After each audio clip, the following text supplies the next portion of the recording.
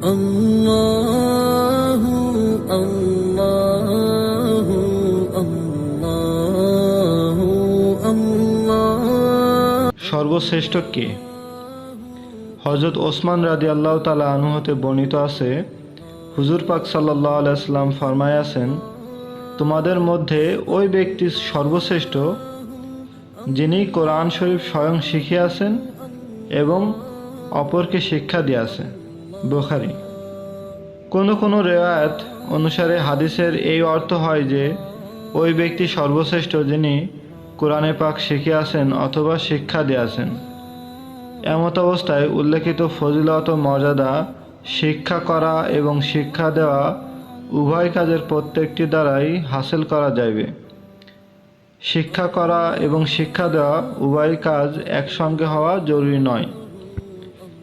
কালামে পাক যেহেতু ইসলাম ধর্মের মূল মন্ত্র, ইহার স্থায়িত্ব ও প্রচারের উপরই গোটা দিনের অস্তিত্ব নির্ভর করে, কাজেই উহার শিক্ষা লাভ ও শিক্ষাদান শ্রেষ্ঠতম হওয়া স্বাভাবিক।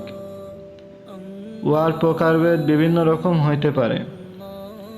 উচ্চমানের শিক্ষা পদ্ধতি হইল অর্থ ও ব্যাখ্যাসহ জানা, আর নিম্নমানের শিক্ষা পদ্ধতি হইল শব্দ ও তেলাওয়াত শিক্ষা করা।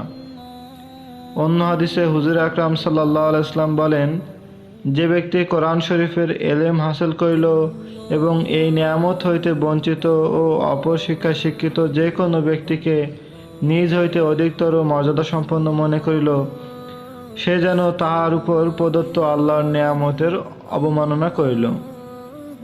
তদুপরি স্পষ্ট কথা এই যে যখন কালামে এলাহি সমস্ত কালাম হইতে শ্রেষ্ঠ, তখন উহা শিক্ষা করা বা শিক্ষা দেওয়া নিশ্চয়ই সমস্ত বস্তু হইতে শ্রেষ্ঠই হইবে। মোল্লা আলী কারি রহমতুল্লাহ আলাইহি অন্য হাদিস দ্বারা বর্ণনা করেন, যে ব্যক্তি কালামে পাক হাসিল করিল সে যেন আপন পেশানিতে ইলমে নবুয়ত জমা করিল।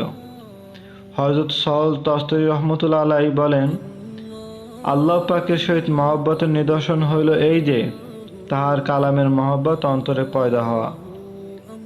কিয়ামতের ভয়ঙ্কর দিনে তাহারা আরশের নিচে ছায়া পাইবে। শরহে ইহয়াউল উলুম গ্রন্থে ওই সব লোককেও তাহাদের তালিকাভুক্ত করা হইয়াছে যারা মুসলমানের ছেলে মেয়েদিগকে কোরআন পাক শিক্ষা দান করে ও যাহারা বাল্যকালে কোরআন শিক্ষা করে এবং বড় হইলে রীতিমতো উহার তেলাওয়াত করিয়া থাকে।